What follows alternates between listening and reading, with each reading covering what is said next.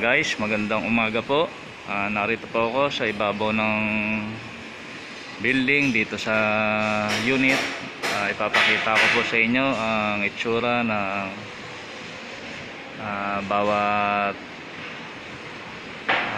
palapag ng building. Ito po ay ang ilalim ng building. Ito po ay bago lagyan ng kesame, nakalagay na po lahat ang mga sari-saring ano po ito. Andyan po ang pipe ng fire protection system at pipe ng plumbing. Ganon din po ang air conduct. Yan pong kulay stainless na yan. Yan pong air conduct. Bago po ito takpan, kinakailangan andyan na po lahat.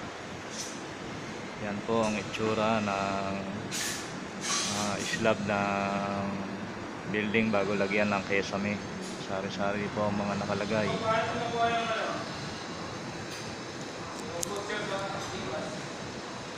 Yan pong pipe na kulay itim na yan, yan po ang daanan ng mga dumi. At yung may mga balot naman na yan, yung kulay blue, ay yan po ang daanan ng tubig.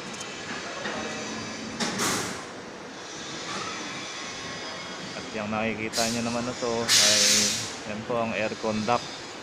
Sa aircon po yan. Yan po.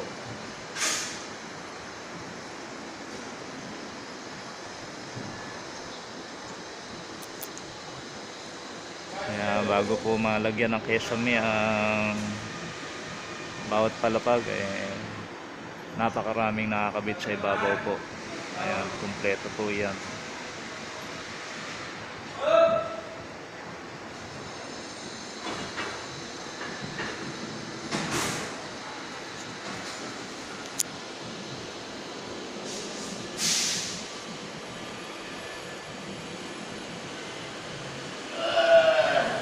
Ayan po guys ang aircon.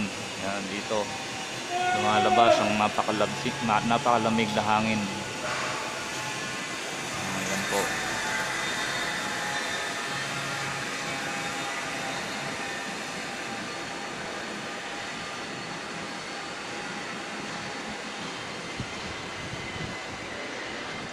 Bago po ito takpan, yan, kompleto na po lahat.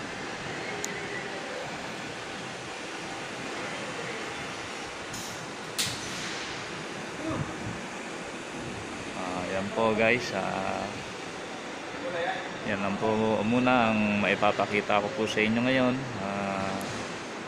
Ang ilalim ng itsura ng slab ng building bago lagyan ng kesame.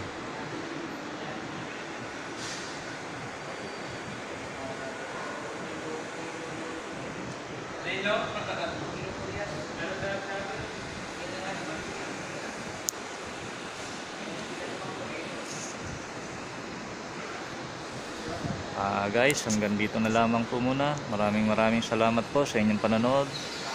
Sana po huwag niyo pong kalimutang mag-subscribe sa aking channel, like and share. Maraming salamat po. Ingat na lang po kayo palagi at lagi po tayo magdarasal. God is good all the time. Thank you.